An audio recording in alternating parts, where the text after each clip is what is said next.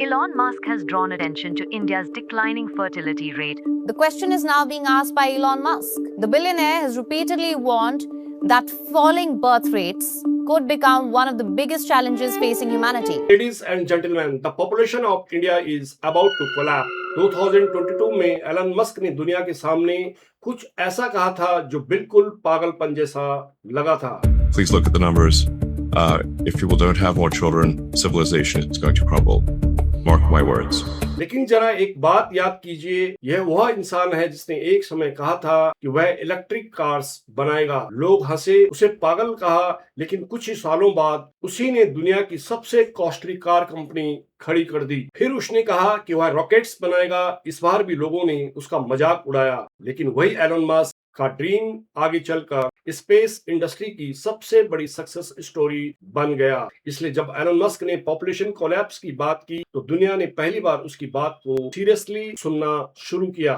सवाल था, क्या सचमुच दुनिया एक ऐसे क्राइसिस की तरफ बढ़ रही है जिसे हम देख नहीं पा रहे? अब इस ग्राफ को देखिए. ऊपर से देखने पर यह सिर्फ एक सिंपल सी लाइन लगती है. इसका नाम है total fertility rate. Simple words में समझे तो एक लेडी अपने पूरे लाइफ टाइम में एवरेज कितने बच्चों को जन्म देती है, उसी को टोटल फर्टिलिटी रेट कहा जाता है. अगर किसी कंट्री का TFR 2.1 या उससे ऊपर रहता है तो उसकी पॉपुलेशन या तो बढ़ती रहती है या फिर स्टेबल रहती है. लेकिन जैसे ही यह नंबर 2.1 से नीचे चला जाता है, उसी पर उस कंट्री की पॉपुलेशन का डिक्लाइन लगभग तय हो जाता है. अब इंडिया को देखिए. एक समय था जब इंडिया के लिए यह कोई चिंता की बात नहीं थी. ईयर 1960 में इंडिया का टोटल फर्टिलिटी रेट लगभग 6 था और ईयर 2026 में इंडिया की हिस्ट्री में फर्स्ट टाइम यह 1.9 तक गिर चुका है. Countries across Asia, Europe and the Americas are seeing fewer children being born.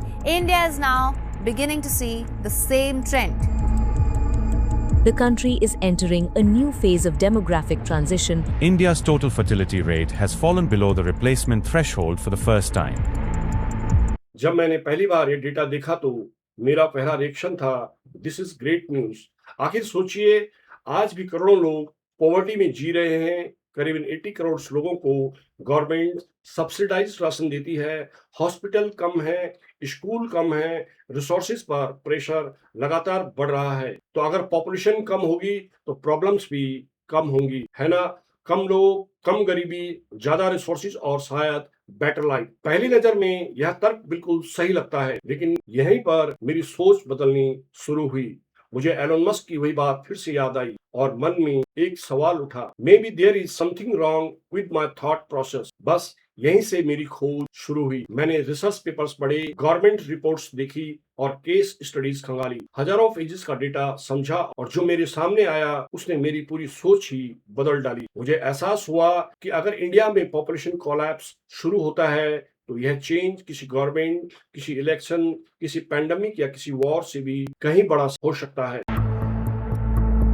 Fertility rate has declined all over India. That creates a difficult balance. इस वीडियो में हम सिर्फ एक स्टैटिक्स की बात नहीं करेंगे. हम समझेंगे कि आखिर वर्ल्ड का सबसे अमीर इंसान पॉपुलेशन कोलैप्स से इतना डरा हुआ क्यों है. कैसे दुनिया का सबसे ज्यादा पॉपुलेशन वाला कंट्री धीरे धीरे चिल्ड्रन की कमी की तरफ बढ़ सकता है. और यह चेंज इंडिया की इकोनॉमी, सोसाइटी और आने वाली जनरेशंस को किसी भी इलेक्शन, किसी भी महामारी या किसी भी वॉर से ज्यादा कैसे इम्पैक्ट कर सकता है. लेकिन इंडिया की फर्टिलिटी क्राइसिस को समझने से पहले एक ऐसी अनकंफर्टेबल ट्रुथ है जिसका सामना हम में से ज्यादातर लोग नहीं करना चाहते. किसी भी कंट्री का फ्यूचर जानने का थंब रूल क्या है? उस कंट्री को देखो जो आज वही जी रहा है जो कल तुम्हारी कंट्री के साथ होने वाला है. यानी तुम्हारा फ्यूचर उसका प्रेजेंट होना चाहिए. और इस टाइम वह कंट्री है साउथ कोरिया. आज साउथ कोरिया का टोटल फर्टिलिटी रेट सिर्फ 0.75 है. अब सुनने में यह सिर्फ एक नंबर लगता है, लेकिन इस एक नंबर का असली मतलब क्या है वह शायद आपने कभी सोचा भी नहीं होगा. मान लीजिए साउथ कोरिया में 200 पेरेंट्स हैं और उनका फर्टिलिटी रेट 0.75 है.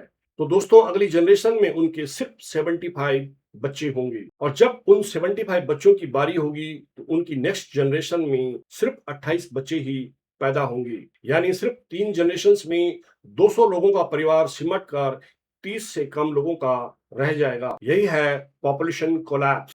यह अचानक नहीं होता, यह धीरे धीरे होता है, इतना धीरे कि लोगों को एहसास नहीं होता कि उनकी सोसाइटी उनकी आंखों के सामने कोलैप्स कर रही है। अगर आपको यह सिर्फ एक थ्योरी लगती हो तो चलिए जापान चलते हैं। जापान ने कई साल पहले रिप्लेसमेंट लेवल से नीचे गिरने की कॉस्ट चुकानी शुरू कर दी थी और आज पूरी कंट्री उस कंसिक्वेंसेस को झेल रहा है।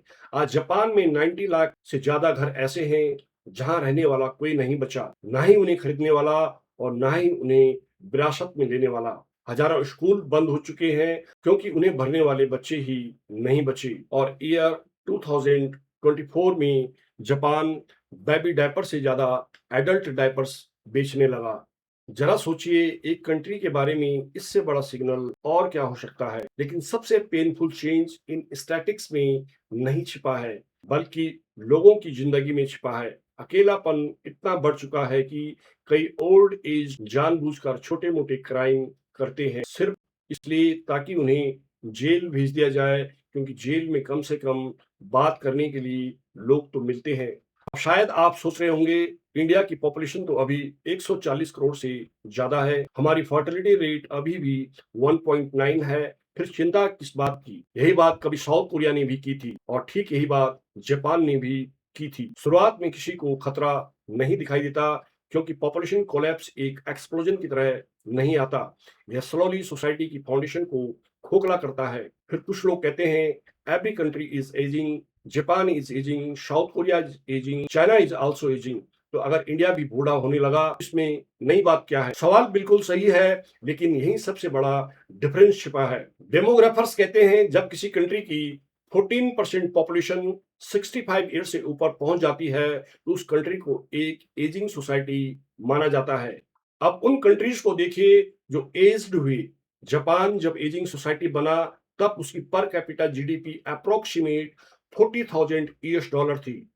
साउथ कोरिया जब उस फेज में पहुंचा तो उसकी पर कैपिटा जीडीपी अप्रोक्सीमेट $35,000 थी। चाइना आज उस डायरेक्शन में बढ़ रहा है और उसकी पर कैपिटा जीडीपी अप्रोक्सीमेटली $13,000 है।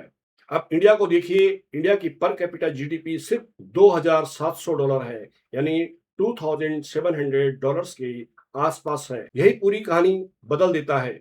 जापान बूढ़ा हुआ लेकिन एक अमीर देश बनकर, साउथ कोरिया बूढ़ा हुआ लेकिन एक प्रोस्परस बनकर, चाइना इज एजिंग बट एक स्ट्रांग मिडिल क्लास इकोनॉमी के साथ, और इंडिया उस फेज में एंटर करने वाला है जबकि उसकी लार्ज पॉपुलेशन अभी भी डेली अर्निंग पर डिपेंडेंट है। लेकिन अगर इंडिया इसी स्लो पेस से चलता रहा तो वह बिना अमीर बने ही बूढ़ा होने लगेगा। और यहीं से शुरू होती है इंडिया का रियल चैलेंज। लेकिन सवाल यह है कि चाइना ने ऐसे क्या किया कि एक समय पर विलेज और पॉवर्टी से स्ट्रगल करने वाला देश सिर्फ एक जनरेशन के भीतर वर्ल्ड की सबसे बड़ी मिडिल क्लास इकोनॉमीज में बदल गया। यहीं से कहानी का सबसे इंपॉर्टेंट पार्ट शुरू होता है। तो फिर चाइना ऐसे कैसे कर पाया और जापान, साउथ कोरिया, इन देशों ने वह क्या किया जो इंडिया अब तक नहीं कर पाया? इसका जवाब छिपा है इकोनॉमिक्स के एक मोस्ट इंपोर्टेंट कंसेप्ट में। इसे कहते हैं डेमोग्राफिक डिविडेंड। हर देश की लाइफ स्पेन में करीब 30 से 40 साल का एक ऐसा फेज आता है जब डेस्टिनी उस देश के साथ खड़ी होती है। ऐसा समय जब मैथ पूरी तरह उस देश के फेवर में काम करता है। जरा इस ग्राफ को देखिए, यह सिर्फ एक ग्राफ नहीं बल्कि किसी भी कंट्री की पूरी इकोनॉमी जर्नी की स्टोरी है। इसमें हर कर्व एक कंट्री की वर्किंग एज पॉपुलेशन को दिखाता है, यानी देश की टोटल पॉपुलेशन में कितने लोग वर्किंग एज में हैं। अब इस कर्व पर ध्यान दीजिए, पहले यह ऊपर जाता है, फिर एक हाइट पर पहुंचता है और उसके बाद धीरे धीरे नीचे आने लगता है। यह मिडिल पार्ट, यही पीक डेमोग्राफिक डिविडेंड कहलाता है। यानी 30 से 40 साल जब देश में काम करने वाले लोग सबसे ज्यादा होते हैं और उन पर डिपेंड रहने वाले बच्चे और बुजुर्ग सबसे कम। यह वह फेज होता है जब कोई भी कंट्री पॉवर्टी से निकलकर प्रॉस्पेरिटी की तरफ सबसे तेजी से दौड़ सकता है। अब दुनिया के सबसे सक्सेसफुल कंट्रीज को देखिए। जापान करीब 1990 में के आसपास अपने पीक पर पहुंचा। उस समय उसकी approx percent population working age में थी। ठीक उसी फेज में जापान वर्ल्ड की सेकेंड लार्जेस्ट इकोनॉमी बन गया। अब चाइना को देखिए, तकरीबन 2010 में उसकी वर्किंग एज पॉपुलेशन अप्रोक्स 74% पर पहुंच गई। हिस्ट्री में इतनी बड़ी कंट्री के लिए this was the highest level. China ने इस युवा पॉपुलेशन को सिर्फ नंबर्स बनकर रहने नहीं दिया, उसने उन्हें फैक्ट्रीज दी, जॉब्स दी, मैन्युफैक्चरिंग दी और देखते ही देखते चाइना दुनिया की मैन्युफैक्चरिंग सुपर पावर बन गया। अब साउथ कोरिया को देखिए, उसका पीक करीब 2015 में आया, लेकिन उससे पहले वह सैमसंग, हुंडई और दुनिया की कई बड़ी कंपनीज खड़ी कर चुका था। यानी उसने अपने डेमोग्राफिक डिविडेंड का पूरा बेनिफिट उठा लिया। अगर आप ध्यान से देखें तो एक बात साफ दिखाई देती है, इन तीनों कंट्रीज की द बिगेस्ट इकोनॉमी लीप ठीक उसी समय आई जब उनकी वर्किंग एज पॉपुलेशन अपनी सबसे हाईएस्ट लेवल पर थी। यह कोई कोइंसिडेंस नहीं है, यह हर सक्सेसफुल कंट्री की लगभग एक जैसी कहानी है। जब करोड़ों यंग लोग काम करते हैं, अर्न करते हैं, टैक्स देते हैं, सेविंग करते हैं और पूरी कंट्री को पॉवर्टी से निकालकर प्रॉस्पेरिटी की तरफ ले जाते हैं, यही डेमोग्राफिक डिविडेंड का रियल पावर है। अब इस ग्राफ में ब्लू ब्रोकन लाइन को देखिए, यह इंडिया है। बाकी कंट्रीज के अपोजिट इंडिया का कर्व अभी भी ऊपर जा रहा है और अजम्पशन है कि 2041 के नजदीक इंडिया अपने पीक पर पहुंचेगा। दोस्तों, यही इंडिया की सबसे बड़ी पावर है। आज हम इस टाइम अपने गोल्डन विंडो के बीचों बीच खड़े हैं, लेकिन यही एक बहुत बड़ा डेंजर भी छिपा है। जरा ग्राफ को फिर से देखिए, पीक के बाद क्या होता है, हर कर्व नीचे आने लगता है। जापान नीचे आया, साउथ कोरिया नीचे आया, चाइना अब उसी डायरेक्शन पर है और एक दिन इंडिया भी यहीं पहुंचेगा। यानी यह अपॉर्चुनिटी हमेशा नहीं रहने वाली। यही सबसे बड़ी मिस्टेक होती है। ज्यादातर लोग सोचते हैं कि डेमोग्राफिक डिविडेंड एक गिफ्ट है, लेकिन रियलिटी इससे बिल्कुल अलग है। यह गिफ्ट नहीं बल्कि एक लोन है। यंग पॉपुलेशन आपको फ्री में मिल सकती है, लेकिन वह कंट्री की दौलत तभी बनती है जब उन यंगस्टर्स को काम मिले। एक 25 साल का यूथ अगर काम करता है, वह सिर्फ अपनी लाइफ नहीं बदलता, वह टैक्स देता है, सेविंग करता है, इंडस्ट्री चलाता है और देश की इकोनॉमी को स्ट्रांग बनाता है। लेकिन अगर वह 25 साल का यूथ अनएम्प्लॉयड बैठा हो, तो आज वह अपने परिवार पर डिपेंड होगा और कल पूरी इकोनॉमी पर बोझ बन सकता है। यानी पूरी कहानी सिर्फ एक सवाल पर आकर टिक जाती है, क्या उस देश ने अपने डेमोग्राफिक डिविडेंड के दौरान अपने यंग पॉपुलेशन के लिए सफिशिएंट जॉब्स पैदा की? और क्या यही वह जगह है जहां चाइना ने वर्ल्ड के लगभग हर बड़ी कंट्रीज से बेहतर काम किया? तो फिर चाइना ने ऐसा क्या किया जो उसकी पूरी कहानी ही बदल गई? जब 1980 वाले डिकेड्स में चाइना का डेमोग्राफिक डिविडेंड शुरू हुआ, तो उसने एक ऐसा डिसीजन लिया जिसने आने वाले कई डिकेड्स की डायरेक्शन ही तय कर दी। उसने अपनी लगभग पूरी युवा पॉपुलेशन को मैन्युफैक्चरिंग में लगा दिया और धीरे धीरे चाइना दुनिया की फैक्ट्री बन गया। करोड़ों युवा फैक्ट्रीज में काम करने लगे। कोई शूज बना रहा था, कोई मोबाइल फोन्स, कोई स्टील तो कोई सोलर पैनल्स। हर फैक्ट्री सिर्फ सामान नहीं बना रही थी, वह एक नया मिडिल क्लास तैयार कर रही थी। लाखों परिवारों की इनकम बढ़ने लगी, लोग सेविंग्स करने लगे, गवर्नमेंट के पास टैक्स बढ़ने लगा और उसी पैसे से चाइना ने रेलवेज बनाई, नए सिटीज बसाए, पोर्ट बनाए, एक्सप्रेसवेज बनाए, इंडस्ट्रीज लगाई और धीरे धीरे दुनिया की सबसे बड़ी इकोनॉमीज में अपनी जगह बना ली। जब तक ईयर 2021 के आसपास चाइना का डेमोग्राफिक डिविडेंड खत्म होने लगा, तब तक वह अपनी यंग पॉपुलेशन को परमानेंट एसेट्स में चेंज कर चुका था। यानी आज चाइना की ओल्ड एज पॉपुलेशन सिर्फ गवर्नमेंट पेंशन्स पर डिपेंड नहीं है, क्योंकि उन्होंने अपनी वर्किंग ईयर्स में इतनी सेविंग और एसेट्स बना ली कि वह अपनी लाइफ खुद संभाल सकते हैं। अब इंडिया को देखिए, यहीं से सबसे बड़ा सवाल शुरू होता है और यही वह हिस्सा है जिसे हर पॉलिसी मेकर, हर इंडियन सिटीजन्स को समझना चाहिए। आज ह्यूमन हिस्ट्री की सबसे बड़ी यंग पॉपुलेशन इंडिया के पास है, यानी हमारा डेमोग्राफिक डिविडेंड अभी यहीं हमारे सामने खड़ा है। लेकिन सबसे बड़ा चैलेंज यह है कि क्या हम इन करोड़ों यंग वर्कफोर्स के लिए सफिशिएंट जॉब प्रोड्यूस कर पा रहे हैं, यही इंडिया पीछे छूट जाता है। आज इंडिया के अप्रोक्सीमेट 85 से 90% लोग इनफॉर्मल जॉब सेक्टर में काम करते हैं, यानी ना कोई परमानेंट जॉब, ना कोई जॉब कॉन्ट्रैक्ट, ना पेंशन, ना सोशल सिक्योरिटी और ना ही फ्यूचर की कोई गारंटी। इतना ही नहीं, आज भी इंडिया की 40% से ज्यादा वर्कफोर्स एग्रीकल्चर पर डिपेंड करती है, जबकि पूरी इकोनॉमी में सबसे कम प्रोडक्टिविटी इसी सेक्टर की है।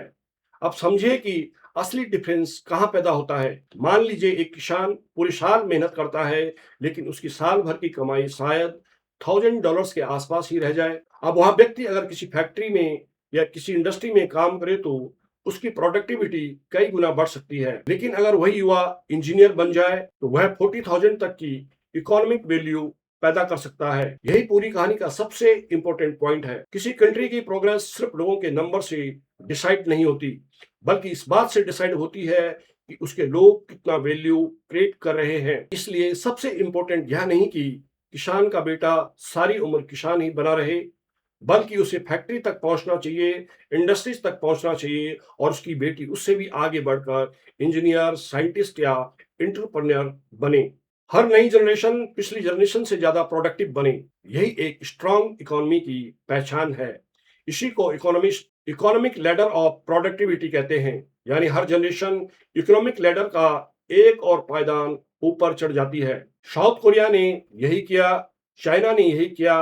अपने डेमोग्राफिक डिविडेंड के दौरान उसने करोड़ों लोगों को कम प्रोडक्टिविटी वाले कामों से निकालकर ज्यादा प्रोडक्टिव वाले कामों में लगाया, और यही वजह है कि उनकी पर कैपिटा इनकम तेजी से बढ़ती चली गई।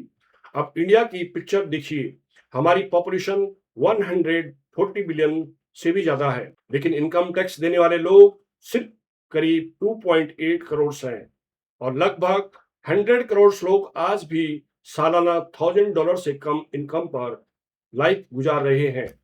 यानी हमारी बहुत बड़ी पॉपुलेशन आज भी कम प्रोडक्टिविटी वाले कामों में फंसी हुई है, और यही वजह है कि इंडिया के लिए मैन्युफैक्चरिंग सिर्फ एक इंडस्ट्री नहीं बल्कि एक नेशनल नेसेसिटी है। क्योंकि अगर आने वाले 10 वर्षों में करोड़ों लोगों को डिग्निफाइड एम्प्लॉयमेंट देना है तो शायद मैन्युफैक्चरिंग से बेहतर रास्ता कोई दूसरा नहीं है।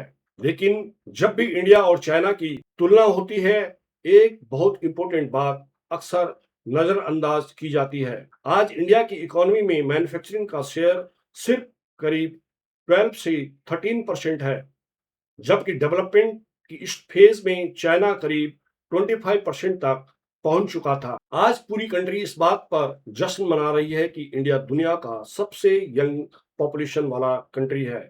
हमारे पास दुनिया की सबसे बड़ी वर्कफोर्स है, लेकिन सवाल यह नहीं है कि हमारे पास कितने युवा हैं। सवाल यह है कि क्या हम अपने युवाओं को वह अपॉर्चुनिटी दे पा रहे हैं जो कभी चाइना ने अपनी यंग पॉपुलेशन को दिया था।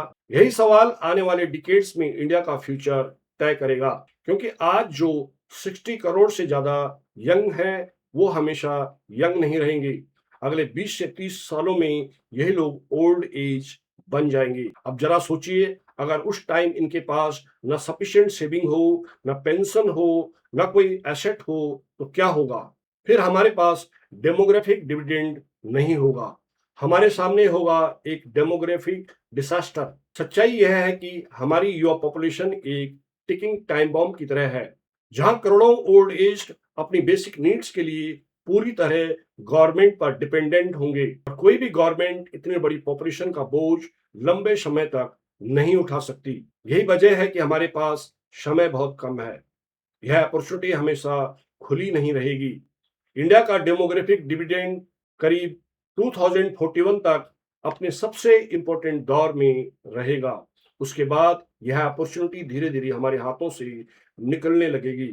यानी अगर हमें कुछ बड़ा करना है तो वह अभी करना होगा। सबसे पहला काम, हमें अपनी प्रायोरिटीज बदलनी होंगी।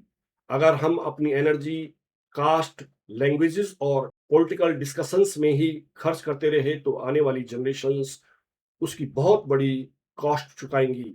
आज इंडिया के सामने सबसे बड़ा नेशनल इशू एम्प्लॉयमेंट होना चाहिए, और उन जॉब्स को पैदा करने का सबसे इफेक्टिव तरीका है मैन्युफैक्चरिंग। सिर्फ आईटी या सर्विसेज सेक्टर करोड़ों वर्कफोर्स को एम्प्लॉयमेंट नहीं दे सकता। हिस्ट्री गवाह है, जब किसी कंट्री ने इतनी लार्ज यंग पॉपुलेशन को काम दिया तो उसकी सबसे बड़ी वजह मैन्युफैक्चरिंग ही रही है। जिस तरह 1980s और 1990s के डिकेड्स में चाइना ने किया था, इंडिया को भी वैसी ही एक मैन्युफैक्चरिंग रेवोल्यूशन की जरूरत है। घड़ी लगातार चल रही है और अगर 2041 तक हम सफिशिएंट फैक्ट्रीज, सफिशिएंट इंडस्ट्रीज और सफिशिएंट जॉब्स नहीं बना पाए तो इंडिया अपनी हिस्ट्री का सबसे बड़े इकोनॉमिक अपॉर्चुनिटी खो सकता है। दोस्तों, तीसरी और सबसे इंपॉर्टेंट बात, हमें अपने यूथ को सिर्फ जॉब्स नहीं देनी है, हमें उन्हें फ्यूचर की सिक्योरिटी भी देनी है। एक जॉब्स तभी सफल मानी जाएगी जब उसकी इनकम सेविंग में बदले, सेविंग एसेट्स में बदले और एसेट्स ओल्ड एज की सोशल सिक्योरिटी बने। इसलिए आज से ही हमें पेंशन, रिटायरमेंट सेविंग्स और फाइनेंशियल सिक्योरिटी पर ध्यान देना होगा जितना एम्प्लॉयमेंट पर देते हैं। यानी डिसीजंस आज लेना है, या तो हम इस जनरेशन को रिस्पेक्टफुल एम्प्लॉयमेंट देंगे या आने वाले सालों तक उसकी कॉस्ट चुकाएंगे। अब डिसीजंस हमारे हाथ में है। क्या हम अपना समय कास्ट, लैंग्वेजेस और एंडलेस पॉलिटिकल डिबेट्स में गवाते रहेंगे, या हम अपनी गवर्नमेंट से ऐसी पॉलिसीज की डिमांड करेंगे जो करोड़ों यूथ के लिए फैक्ट्रीज, इंडस्ट्रीज और जॉब्स पैदा कर सके? क्योंकि यही डिसीजन तय करेगा कि आने वाले डिकेड्स में इंडिया डेमोग्राफिक डिविडेंड का बेनिफिट उठाएगा या एक डेमोग्राफिक डिजास्टर फेस करेगा। उम्मीद करता हूं कि आज की इस केस स्टडी से आपको कुछ नया सोचने का मौका मिला होगा। अगर इस वीडियो ने आपका ओपिनियन थोड़ा सा भी बदला हो या आपको इससे कोई नई जानकारी मिली हो तो इस वीडियो को लाइक जरूर कीजिए। और अगर आप ऐसे ही data based business, political, economy और पब्लिक पॉलिसी की केस स्टडी देखना चाहते हैं तो हमारे चैनल को जरूर सब्सक्राइब कीजिए। आपके सपोर्ट से ही हम ऐसे बेहतर वीडियो आपके लिए ला पाएंगे। वीडियो देखने के लिए धन्यवाद। मिलता हूं आपको नेक्स्ट वीडियो में, तब तक अपना ध्यान रखिए। जय हिंद।